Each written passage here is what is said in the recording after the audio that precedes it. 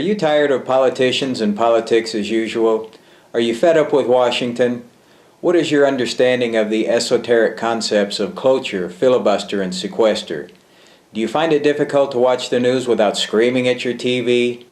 In 2008, Mr. Obama characterized then-President Bush as unpatriotic for his management of the debt ceiling. Apparently, he has evolved on that issue since he himself was elected president. And he seems quite comfortable in the knowledge that he is the first president to ever lead the United States to a credit downgrade. And he shows little concern over matters such as Benghazi, IRS, NSA, Fast and Furious, and Solyndra. Americans have been killed. Americans have been targeted for their political affiliations, and Americans have been defrauded because of incidents like these. And we're still waiting for justice to prevail.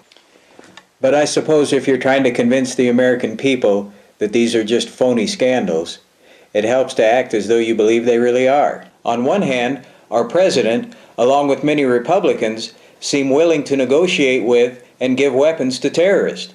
But on the other hand, our president is unwilling to negotiate with Republicans and wants to make it more difficult for law-abiding Americans to possess firearms.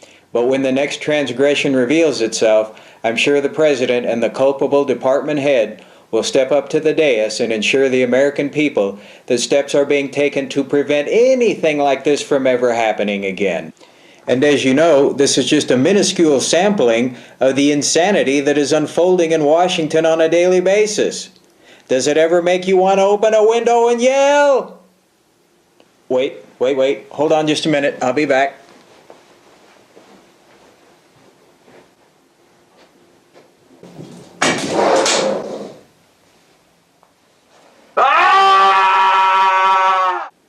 Hello, it's John Hampton.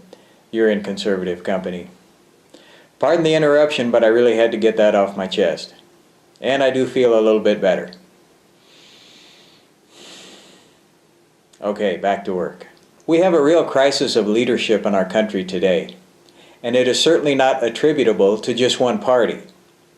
The only things that Democrats and Republicans can agree on is the need to protect their political careers, the need to regulate the behavior of we the people, and a means by which they can exempt themselves from those same regulations.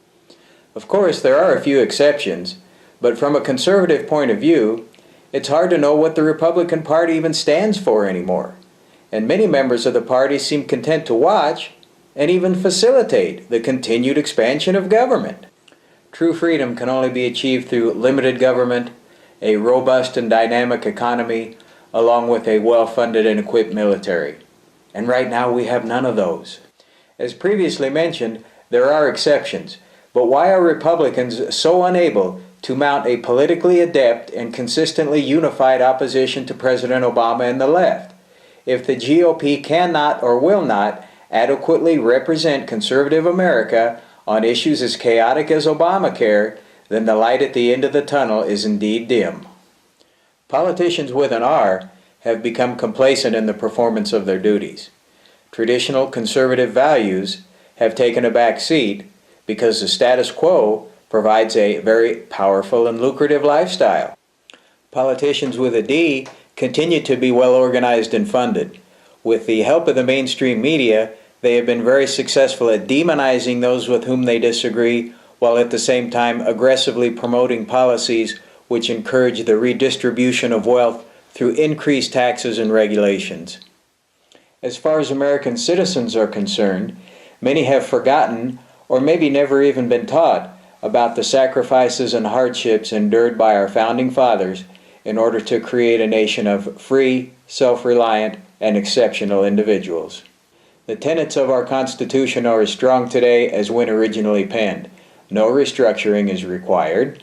Yet many believe that equality can only be achieved through an all-knowing and controlling government apparatus.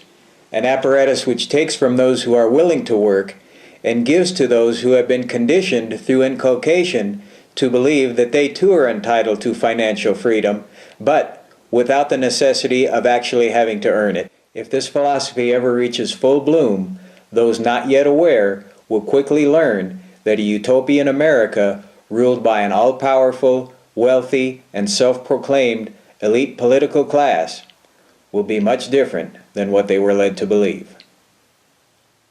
Thank you for watching this presentation. Please subscribe to my YouTube channel to get all my latest videos, as well as links to other valuable information.